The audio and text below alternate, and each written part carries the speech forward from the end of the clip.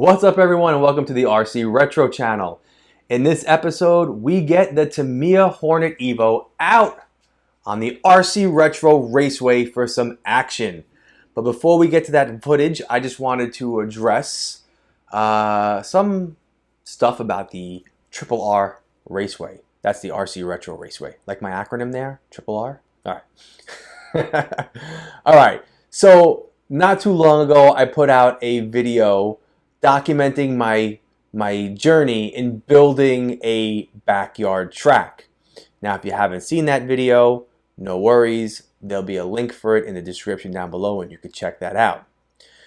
This is now going to be really the first 1/10 scale buggy that I've got out there and videoed to share with all of you. And I just kind of wanted to share my noticings before you see that video footage. So I have some notes here to help me stay on task and not get off on a tangent and keep this video on the shorter side. So first off, when building the track, I had all the vegetation cleared out and I already ordered screened dirt to be delivered. Now, the dirt that was already there after all the vegetation was cleared out was packed down, and that was probably good enough for me to just lay the tubing down and use as my track. But because I already purchased all this screened dirt, I had to use it. I couldn't get rid of it. It's very powdery and bumpy, the track, and very dusty at that matter. And so because it's loose, no matter how many times I roll it or pound it, it's just not really packing nicely. And so come springtime, I'll probably rotor till that loose dirt with the dirt that's underneath it. And I think I'll be able to pack it down nicely at that point. So the new dirt with the old dirt. And I think it'll hold more. So right now, the track is really geared for like trucks with larger tires, or dune buggy type RCs like the Hornet EVO. As a matter of fact, after I ran this, my uncle was like, I really like the way that ran out there. He went out and bought a Hornet EVO as well. All right. So now the next thing is the track is small and I have to work with what I got. And the backyard was 40 by 30. So you can imagine it's not very big. So I wanted to utilize all of the space. I didn't want to have any free areas. So with that, I have a lot of sharp hairpin turns. And there's really no real straightaways or any fast sweeping turns on this track. So that really limits what I can run out there. I can't put anything obviously too powerful out there, and that's fast.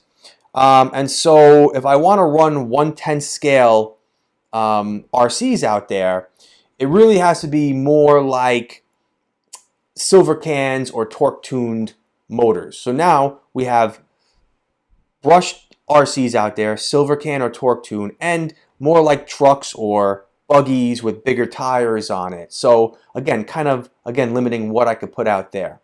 Now, I will tell you that on another time, not recorded, I ran my Losi XXT out there with a 19-turn brushed motor, and that was super fast and kind of like all over the place. But the stadium truck with the bigger wheels and tires on it really handled nicely with that loose dirt.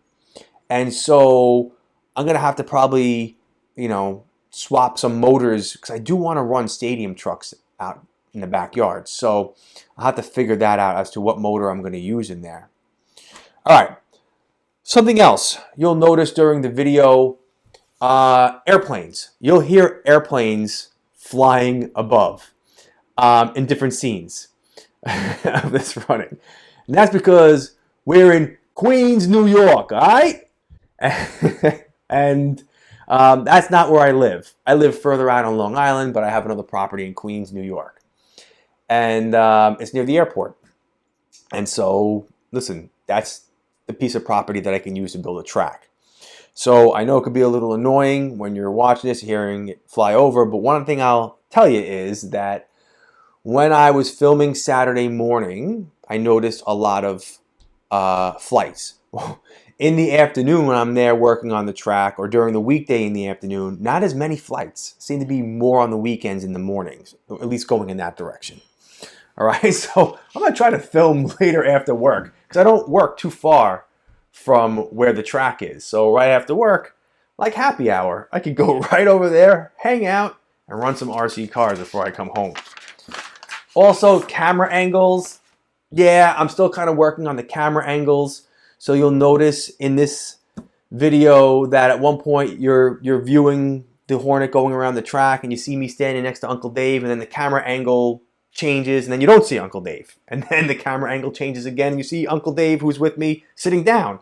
And then the camera angle changes again and you'll see Uncle Dave next to me, you know, with his remote in his hand, running another RC car on the track.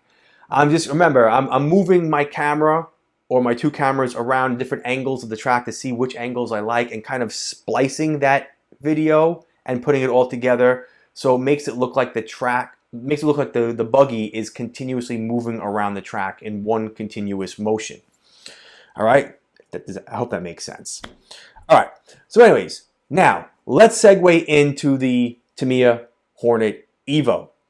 You're about to see about 2 minutes and 30 seconds of some track action. Tamiya put this out a couple months ago to commemorate 40 years of the Tamiya Hornet. Well played, Tamiya. Well played. Very popular amongst the RC enthusiasts. I think we all love the idea of getting I want to say a hopped up Hornet that's definitely more capable and runs much better.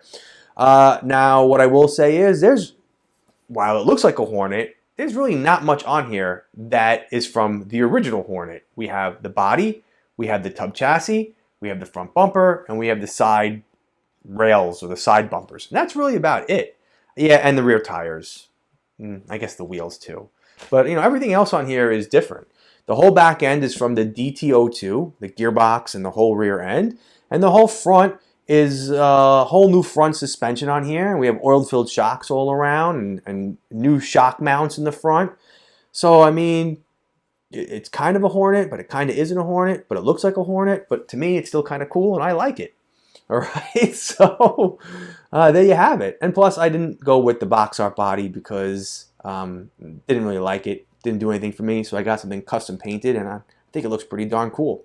All right, now, time for some action footage. So 2 minutes and about 30 seconds of some action footage of this going around the RC Retro Raceway. Again, not a fast track, kind of bumpy, but nonetheless fun for me, and I hope you enjoy the action footage. All right, and that's it. So enjoy the running footage. Thank you for your support, and I'll see you guys all in my next. Take care.